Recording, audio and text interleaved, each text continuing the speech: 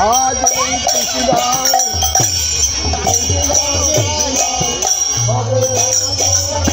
রাধে বন্ধুরা, welcome back to my new video. জানি অনেকটা দেরি করে ভিডিওটা পোস্ট করছি, কারণ আমার হাতে একদমই সময় ছিল না। তো ফাইনাল লুকটা তোমরা তো আগেই দেখে নিয়েছো। তো এখন দেখাবো কিভাবে আমরা রং খেলেছি। তো এবছরে কিন্তু আমি বাড়িতে রং খেলিনি, আগের বছরও খেলিনি, কারণ এই বছর আমি গিয়েছিলাম আমার দিদির বাড়িতে। ওদের ওখানে প্রত্যেক বছরই কিন্তু এরকম বড় করে অনুষ্ঠান করে রং খেলা হয়। তো আমাকে প্রত্যেক বছরই ডাকা হয়, কিন্তু আমি যেতে পারি না। তো এই বছর আমি ঠিক করলাম যে ওদের ওখানে গিয়ে রং খেলাই। যেমন ভাবা তেমন কাজ, বৃহস্পতিবার দিন আমি চলে গিয়েছিলাম ওদের বাড়িতে। তো হোলির দিনকার আমি পুরো রেডি হয়ে ওখানে যখন গিয়েছি, ভেবেছিলাম কিছু ফটো ভিডিও আগে করব, তারপর আমি রংটা খেলবো। কিন্তু ওই যে একটা হিন্দিতে কথা আছে না, বুড়া না মানো হোলিয়ে, তো ঠিক সেটাই আমাদের সাথে হয়ে গেছে। তো ভিডিও শ্যুট করার আগেই আমাদের দুজনকে পুরো রং মাখিয়ে ভূত করে দিয়েছে। আর ওদের ওখানে কিন্তু দুটো করে রাধাকৃষ্ণ ঠাকুর আনে, একটা থাকে দোলাতে আর একটা থাকে পালকিতে। যেটা পালকিতে থাকে সেটা নিয়ে পুরো গ্রাম ঘোরা হয়। আর এখানে আমি যখন ভিডিও নিচ্ছি তখন আমার দিদি ভেবেছে আমি ওদের ফটো তুলছি, তো সেই কারণে বলছে যে আমাকে তাড়াতাড়ি ফটো তুল। আমরা রেডি হওয়ার আগেই এরা দুজনে রং খেলে ফেলেছে অলরেডি। আর ওদের ওখানে সব মেয়ে বউরা কিন্তু হলুদ শাড়ি আর ছেলেরা হলুদ জামা পরে রং খেলে।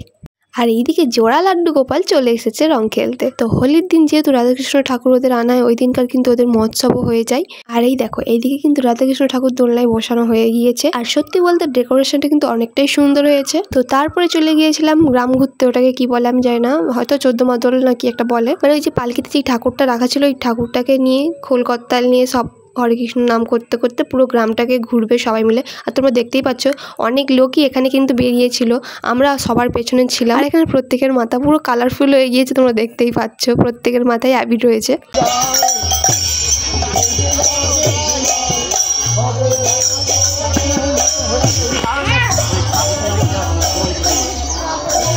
আর একটা কথা বলি তোমাদেরকে, আমি জীবনে প্রথমবার পলাশ ফুলের গাছ দেখছি। আর পলাশ ফুলটা দেখছি, হ্যাঁ এই যে গাছটা দেখছো এটা হচ্ছে পলাশ ফুলের গাছ। তো ফার্স্ট টাইম পলাশ ফুলের গাছটা দেখলাম। তো এই প্রথমবার আমি এত সেজে গুজে পুরো সাদা শাড়ি পরে আমি রং খেলেছি।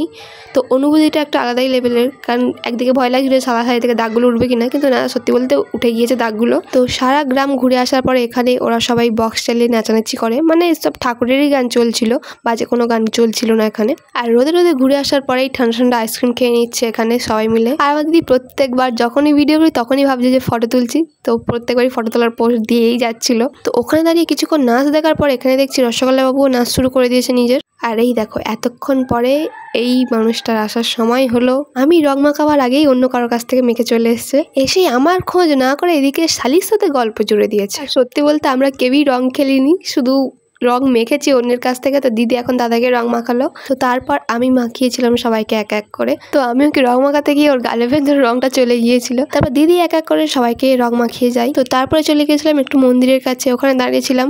তো কেন জানি না ও আমাকে বারবার সরিয়ে দিচ্ছিল ওর কাছ থেকে।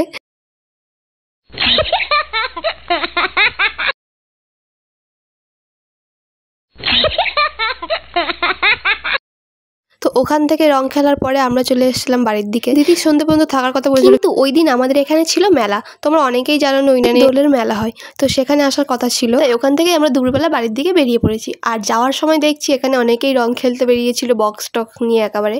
তো ওখান থেকে আমরা সোজা চলে গেছিলাম নদীর ধারের দিকে, কারণ কিছু ফটো আর ভিডিও নেওয়া ছিল।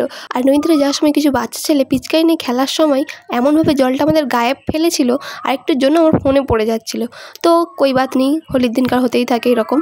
তো এইরকমভাবেই আমি দিনটা কাটিয়েছিলাম।